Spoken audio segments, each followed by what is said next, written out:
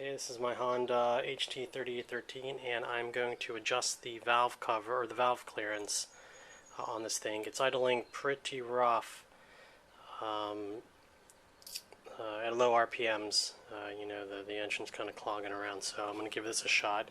It was an abused HT3813 and I've been slowly rebuilding it, and I doubt anyone's ever adjusted the clearances. So my first time doing it. I do have a shop manual, but let's see how it goes. First thing we want to do is, it looks like we need to remove the air cover and all of the attachments there, so I'm going to go ahead and do that.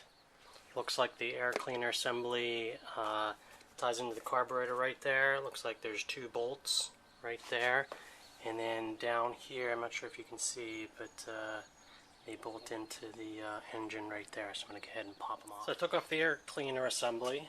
There it is on the floor there. It's pretty dirty, so I'm going to go and clean that up. There's a lot of oil residue there as well. These bolts that were holding down the air assembly, they're pretty long,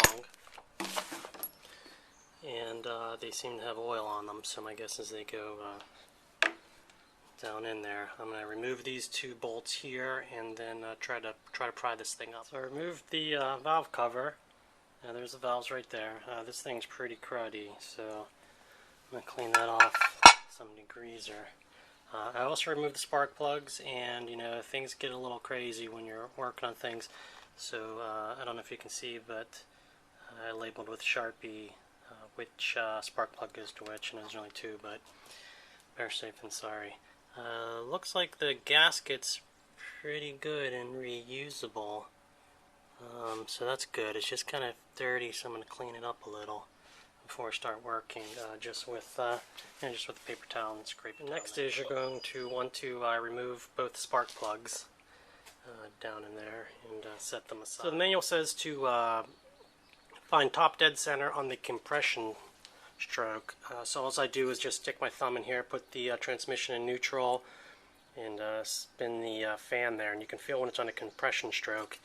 And if you look in the hole, you can't see it here, but you can actually see the piston coming up, and you'll see when it hits top dead center and it starts going down.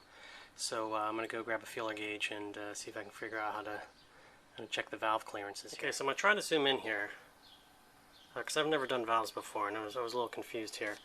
But what's my light here? If you notice the bolt or the nut right there, you know, if you go like this, it feels like it's one solid piece, but it's not. Right underneath that bolt is this.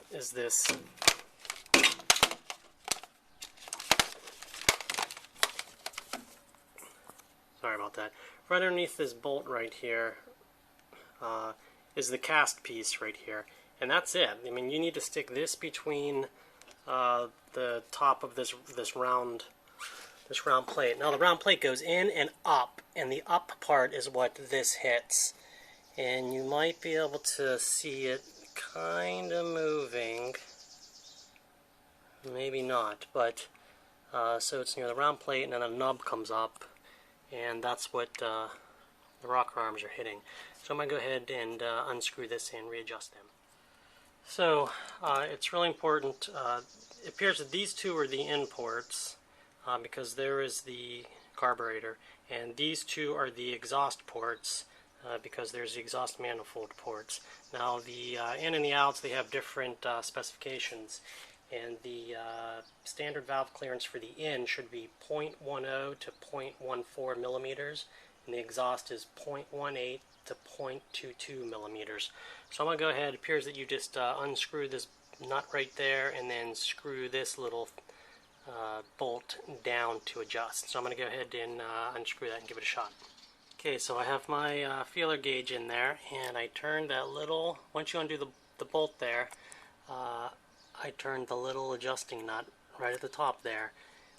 And you know, the book says that you should be able to slide it in and out, but it should be tight. So that's what I've done. So now I'm going to use my feeler gauge to kind of wedge it in there while I turn the bolt to lock it in. Feeler gauge is in, and I'm going to tighten the adjusting nut and recheck. And it feels good. Feels good there. So now I'm going to go and do the exhaust, which is again, a different size. Okay, so I went ahead and did it to the exhaust, and it seems to be tight, so I'm going to go ahead and tighten the adjusting nuts. Okay, so we're done with those two. So I'm going to go ahead and look into that cylinder, and I'm going to spin the fan until I can see and feel that the piston is on the compression stroke all the way up the top dead. Okay, here I am at top dead of my compression stroke, and I'm on my exhaust port here, and I'm just going to here. Okay, and I went ahead and broke the nut free, and then I'm just going to go ahead and adjust it exactly how the same way I did there, whereas you grab the feeler gauge and you slip it. See if I can show you. I'm going to say this, just undo the nut if you can't figure out where to stick your feeler, and it will all make sense after you do that. Adjust the nut and move the adjusting screw, and you'll have no problem figuring out where to stick the feeler. So I'm going to go ahead and adjust this one, and I will be right back. So I have adjusted and tightened everything down for the exhaust, or the input, and it feels like everything is good. So now I'm going to go ahead. Okay, so I have my feeler gauge in there for the exhaust, and it feels good.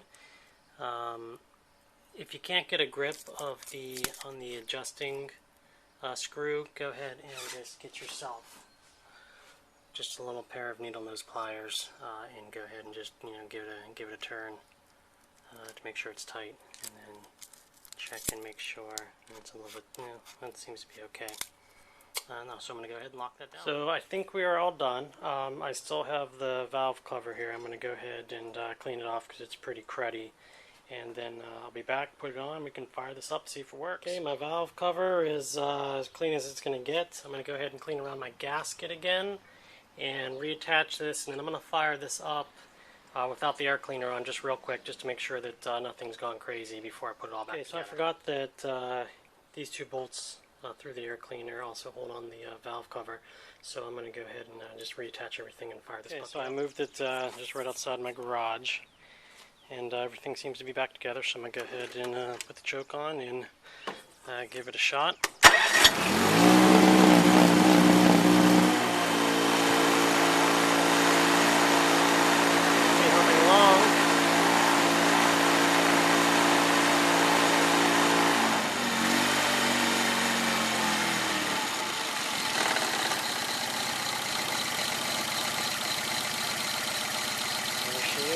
Coming along. It's full slow. My steering wheel vibrates a bit, so I got to check and see if something's not loose there. But it actually sounds perfect. Now that the valves are done, I'm going to go ahead and readjust the carburetor, and we should be doing good.